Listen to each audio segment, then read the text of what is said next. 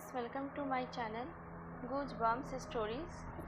हमारी पहली कहानी रिया के पॉइंट ऑफ व्यू से। मैं वेस्ट बंगाल से बिलोंग करती हूँ, पर जॉब की वजह से मैं अभी औरंगाबाद में रहती हूँ। वहाँ मैं अपने हस्बैंड के साथ रेंट में रहती हूँ। यहाँ मैं न्यू हाउस रेंट में ली हूँ। इससे पहले एक फ्लैट में रेंट में रहती थी और ये सारी इंसिडेंट उसी फ्लैट की है। मैं जिस फ्लैट में रहती थी, आप ये कह सकते हैं वो काफ़ी हॉन्टेड था। मैं जब उस फ्लैट में रहने के लिए आई थी, उस टाइम मैं प्रेग्नेंट थी।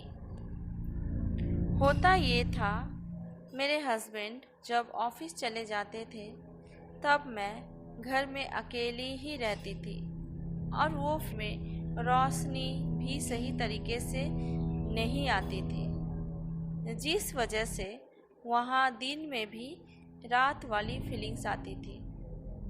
हमेशा लाइट जला करके ही रखती थी।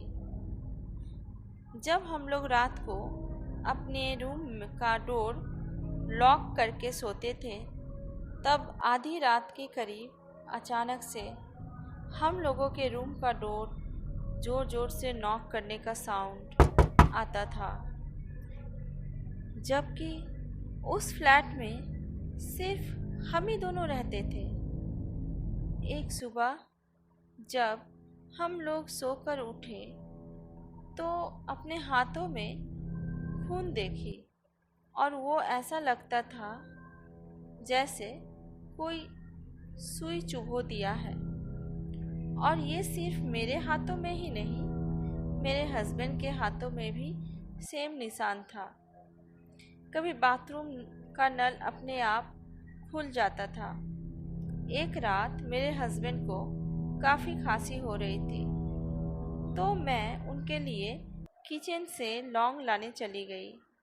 अचानक से मुझे पायल की आवाज़ सुनाई दी, जैसे लग रहा था कि कोई चल रहा है। मैं वहाँ से जल्दी से चली आई। एक बार तो 3 सेकेंड के लिए जैसे मरे हुए चूहे के सड़ने से जो स्मेल आती है, ठीक वही स्मेल आई थी। मैं सोची, चूहा मरने की स्मेल कहाँ से आई? अगर मरे हुए चूहे की स्मेल आती तो 3 सेकेंड के लिए नहीं आती।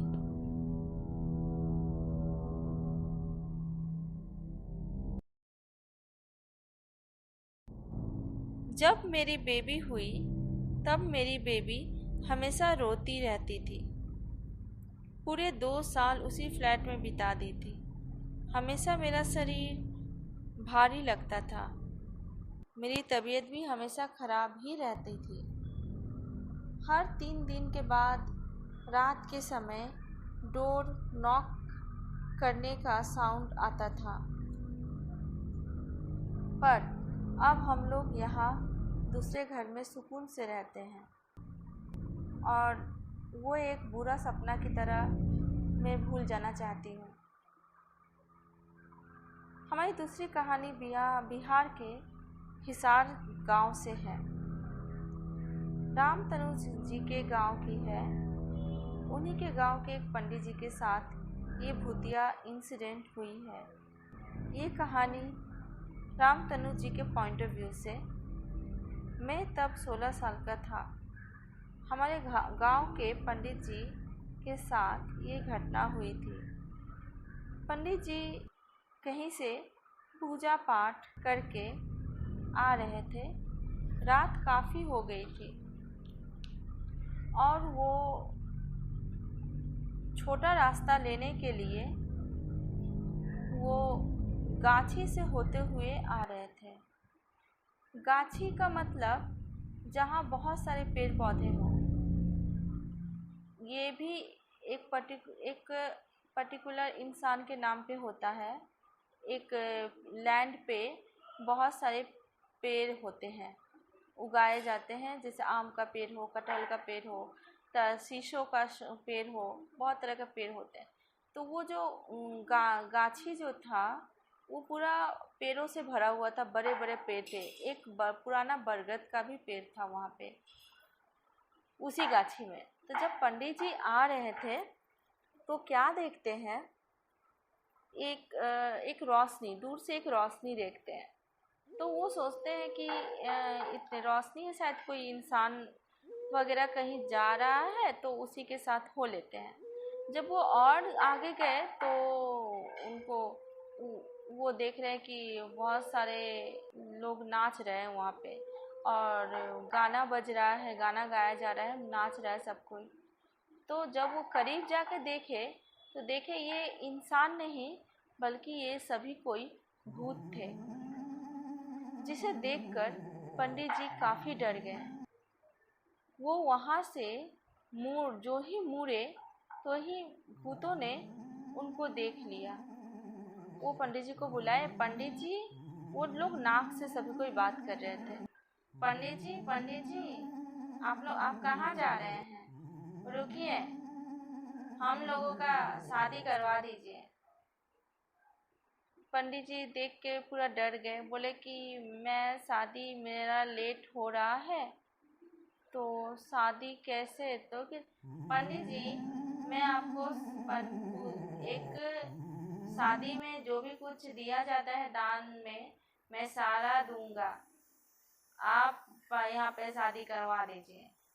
पंडित जी डरते डरते सारा विधि विधान से वहाँ पे शादी करवाए, सब कुछ करवाए किए वहाँ पे। और उन लोगों ने, जब शादी हो गया, करीब 3 बज रहा था, तो उन लोगों ने भी भरपूर दक्षिणा, दान दक्षिणा दिया उन लोगों ने भरपूर। और कपड़े दिए, फल दिए, पैसे दिए, बहुत मतलब भर के दिए। पंडित जी वहाँ से जैसे तैसे करके वहाँ से दौड़ के भागे। जब पीछे मुड़ के देखते, क्या है, कुछ भी नहीं है। जो भी शादी का वहाँ माहौल था, गाना हो रहा था, रोशनी थी, वो सब गायब हो चुका है। तो वो वहाँ से दौड़ते हुए आए और अपने गांव में जो ही एंटर किए, वहाँ आके बेहोश हो गए। सभी ने पंडित जी से पूछा। उस टाइम करीब 4 बज रहा था, 4 साढ़े 4, सुबह के 4 साढ़े 4 बज रहे थे। और उस टाइम सभी कोई गांव में उतना सुबह उठ ही जाता है। तो उन लोगों ने बोला, पंडित जी आप क्या हुआ, यहाँ आके बेहोश हो गए, और इतनी रात को कहाँ से आ रहे हैं आप? तब पंडित जी ने पूरा कहानी जो सुनाया, वो सुन के हम लोग भी काफ़ी डर गए कि ऐसा भी होता है क्या, ऐसा होता है। हम लोगों ने कभी नहीं सुना ऐसा चीज़, लेकिन ये कहानी बन गई और सच में ये चीज़ हुआ है, जो काफ़ी अजीब है। पंडित जी विश्वास दिलाने के लिए अपना पोटला खोले। जब वो पोटला खोल के दिखाए तो उसमें कुछ भी नहीं था सिवाय मिट्टी के। वो पूरा का पूरा पोटला मिट्टी से भरा हुआ था। वो देख के हम लोग को इतना यकीन हो गया कि हाँ, सच में ये घटना हुआ था। मिट्टी मतलब भूत लोग जो भी दान दक्षिणा दिए हुए थे, वो दान दक्षिणा असली नहीं था, वो सारा का सारा मिट्टी बन गया था। पंडित जी इस घटना के बाद पूरा 1 हफ्ते तक बीमार ही रहे।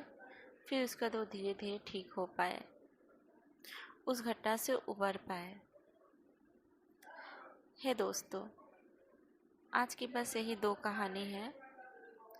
और सॉरी, मैं लेट पोस्ट की हूँ इस बार, कारण तबीयत में जो है वो ठीक नहीं है, जिस वजह से मैं लेट पोस्ट कर रही हूँ। और अगर आपको कुछ भी सजेस्ट करना हो तो प्लीज़ कमेंट बॉक्स में सजेस्ट ज़रूर कीजिए। और अगर पसंद आए तो लाइक, सब्सक्राइब और शेयर करना ना भूलें। संगी आपको सब्सक्राइब के बगल में जो बेल आइकॉन दिखेगा, उस बेल आइकॉन में ज़रूर क्लिक करिए, जिससे आपको मेरी हर वीडियो ऐसे ही मिलती रहेगी, उसका नोटिफिकेशन मिलता रहेगा। Thank you.